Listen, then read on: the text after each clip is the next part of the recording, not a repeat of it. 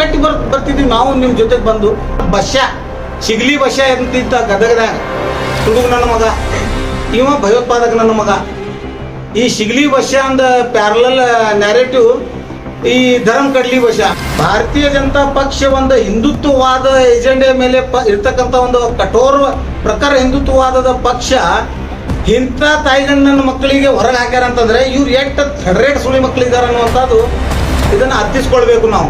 ಇವಾಗ 8 ಕೇಸದ ಆರೋಪಿಯನ್ನಾಗಿ ನಾನು ನ್ಯಾಯಾಲಯದಲ್ಲಿ ಪ್ರಕರಣವನ್ನು ಎದುರಿಸ್ತಾ ಇದ್ದೀನಿ. ಅದೇ ರೀತಿ ಬಸನಗೌಡ ಪಾಟೀಲ್ ಯತ್ನಾಳ್ ಉರ್ಫ್ ಧರ್ಮ ಕಡ್ಲಿ 26 ಕೇಸನ್ನು ಪ್ರಕರಣದಲ್ಲಿ ಆರೋಪಿಯಾಗಿದ್ದಾನೆ ಅಂತಂದ್ರೆ ಅವರಿಗೆ ಯಾಕೆ ತಡಿಪಾರು ಇನ್ನೂವರೆಗೆ ಮಾಡಲಿಲ್ಲ? ಹಿಂದೂ ಮುಸ್ಲಿಂ ಇಂಡಿಯಾ ಪಾಕಿಸ್ತಾನ ಮಕ್ಕಳ ಈಗೀಗ ನಮ್ಮ ನರೇಂದ್ರ ಮೋದಿಜಿ ಅವರು ವಾರ ಡಿಕ್ಲೇರ್ ಮಾಡಿದ್ರು. ನಿಮ್ಮ ಮುಕ್ಕಳ್ಯಾಗಟ್ಟ ದಮ್ ಇದ್ದಿದ್ದಂದ್ರೆ ನೀವು ಎಲ್ಲ ತಾಯಿಗಣ್ಣನ ಮಕ್ಕಳಲ್ಲಿ ಬಾರ್ಡರ್ನಾಗ ಹೋಗಿ ನಿಂದಿರ್ಬೇಕಾಗಿತ್ತಲ್ಲ. ಹೋಗಿ ನಿಂತು ಪಾಕಿಸ್ತಾನ ನಿರ್ಣಯ ಮಾಡಿ ಸ್ಮಶಾನ ಮಾಡಿ ಅಲ್ಲೇ ಒಂದು ಪ್ಯಾರಲಲ್ ರಾಮ ಮಂದಿರ ಕಟ್ಟಿ ಬರ್ತಿದ್ವಿ ನಾವು ನಿಮ್ಮ ಜೊತೆಗೆ ಬಂದು. ಮುಸಲ್ಮಾನ್ ಅನ್ನುವಂಥ ಒಂದು ಪದಕ್ಕೆ ನೀವು ಈ ತರ ಮಾತನಾಡಿದ್ರೆ ಮಕ್ಕಳ ಆತಂಕವಾದಿಗಳಿಗೆ ಭಯೋತ್ಪಾದಕರಿಗೆ ಯಾವ ಜಾತಿ ಇಲ್ಲ. ಹಾಗಾಗಿ ಕೆಲವು ಮುಸಲ್ಮಾನರ ಒಳಗೆ ಆತಂಕವಾದಿ ಇರ್ಬೋದು, ಇಲ್ಲಂತ ಹೇಳಲ್ಲ.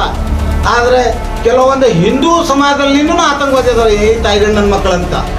ನಂದು ಒಂದೇ ಒಂದು ವಿಚಾರ, ನಮ್ಮ ಸಮುದಾಯದ ರಕ್ಷಣೆಗಾಗಿ 24 ತಾಸು 24x7 ಈ ಜಿಲ್ಲೆಯಲ್ಲಿ ಎಲ್ಲೇ ನಮ್ಮ ಸಮುದಾಯದ ಮುಸ್ಲಿಂ ಸಮುದಾಯದ ಯುವಕರಿಗೆ ಯುವತಿಯರಿಗೆ ಅಣ್ಣ ತಮ್ಮ ತಂಗಿಯ ತಾಯಂದಿರಿಗೆ ಎಲ್ಲೋ ತೊಂದರೆ ಯಾರಿಂದೇ ಆಗಲಿ ನಾನು ಅಲ್ಲೇ ಹಸ್ತಕ್ಷೇಪ ಮಾಡೋನೆ. ಅದು ಧರ್ಮ ಕಡ್ಲಿದಿಂದಲೇ ಆಗಲಿ ಯಾವುದೇ ಕಡ್ಲಿಲಿಂದಲೇ ಆಗಲಿ. ಒಂದು ವೇಳೆ ಇನ್ನು ಮುಂದೆ ಈ ಧರ್ಮ ಕಡ್ಲಿ ಯಾಕಂದ್ರೆ 12ನೇ ಶತಮಾನದ ಧರ್ಮಗುರುಗಳಾದ ಮತ್ತು ಸೋಷಿಯಲ್ ರಿಫಾರ್ಮರ್ ಆದ ಬಸವೇಶ್ವರ